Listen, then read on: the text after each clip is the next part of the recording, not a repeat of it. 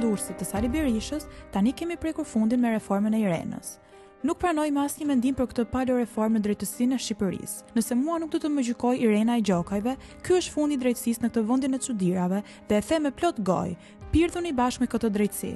Reforma në drejtësi e shpallur si operacioni më i madh i pastrimit institucional në historinë e shtetit shqiptar, sot një pjesë e madhe e qytetarëve perceptohet si një premtim i konsumuar. Ajo që nisi si shpresë për drejtësinë e pavarur, sot për shumë kohë është kthyer në një simbol zhgënjimi, mosbesimi dhe lodhje publike.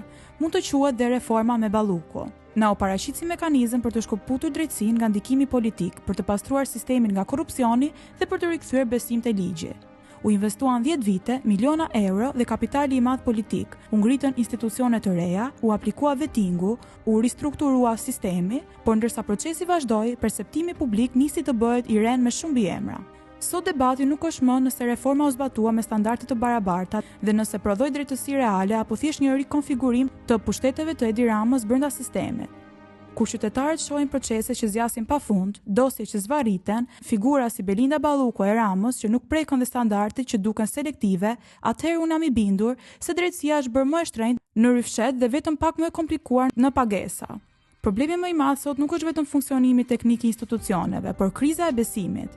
Drejtësia jeton mbi besimin publik. Në momentin që qytetari mendon se gjykimi nuk është i barabartë, se vendimi ndikohet apo se sistemi prodhon padrejtësi të reja, atëherë reforma humbet kuptimin e saj.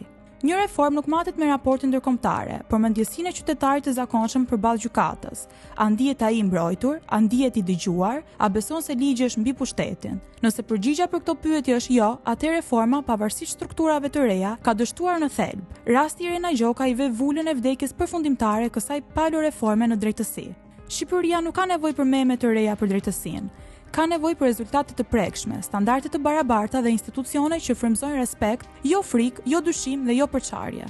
Qytetarët po humbasin dhe atë pak iluzion besimi te kjo reformë në drejtësinë e Irena Gjokës. Ndaj boll na dërdëllisnin për reformë në drejtësi. Kujdes, hapni syt se në vijim do të ashpërsohet kodi penal me nene të reja. Më keq se ai i seksit në udhëtimet jashtë vendit. Kjo palo drejtësi do të na e transformoj me sukses dhe idenë e shtetit serioz në një palo shtet. Të roj partia, lavdi veprës së ndritur të shokut Edi Rama dhe rroft shoqja Bela.